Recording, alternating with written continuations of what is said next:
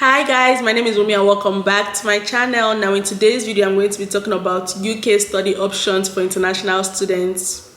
Now the UK traditionally offers a 3-year undergrad degree and a 1-year master's program, and they also have something called the foundation courses and English language schools. Now this is for international students that need to improve their English language or students that do not meet the conditional offer agreements. Now I will give an example of what I mean when I say you do not meet the conditional offer agreement. Now for instance, someone that wants to study his master's in the UK as an international student but as a third class from his university program does not meet the conditional offer requirements to study a master's in the UK. So the person will have to do something called the pre-masters, which basically means before masters. Now, what is pre-masters? Pre-masters is basically for international students that need to improve their English and their academic writing skills and also their seminar skills ahead of a third master's program.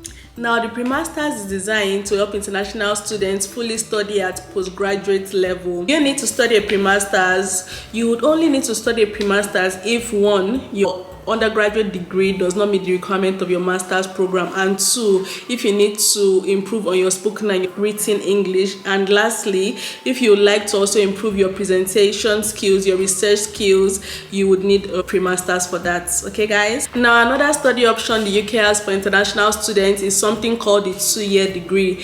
Now this is basically like the 3-year traditional degree program in the UK, but the only difference is that you don't have the extra 1 year, which is a plus. So this is a fast track program, which is the 2-year degree, which a few universities provide for international students, which I think is actually good because 1, you don't have to pay as much tuition fee as you would a 3-year program, and secondly, the living expenses will not be much because instead of living for 3 years in the UK, you would stay there for just 2 years, which is a plus, by the way. And lastly, another plus I think is you would finish your program in 2 years and you will be put into the workforce. You will be able to start working faster than your other mates will. So that is a plus. That is what some universities in the UK offer.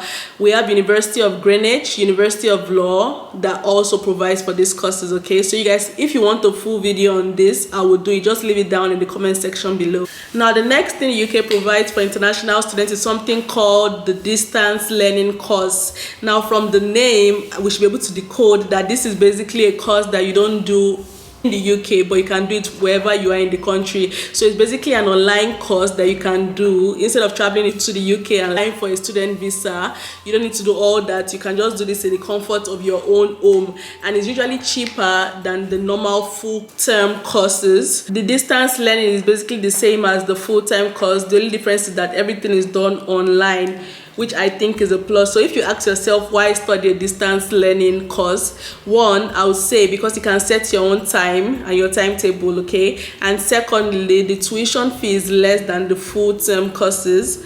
Thirdly, you can do it anywhere else in the world, so in the comfort of your own home or whatever country you are in, you can do it there, which basically means you save time by not having to leave your own house. Universities take distance learning just as seriously as those that start study on campus, which means the certificate you get after studying your distance learning course is the same as what you get if you were on campus too. So it's basically worth just as much. Now the next option the UK offers to international students is the boarding school option. Now parents can choose to send their kids to boarding school so as to learn the language at a tender age and also learn about the culture. So by the time they are old enough to get into the university, it's not going to be difficult for them to learn a new language because technically they've done their boarding school in the UK, so they are immersed into the culture and the tradition. And now fees can range from £20,000 to £30,000 per year for each child. Just depends on the school you find, and also the cost can be as low as £12,000 for day students that live with their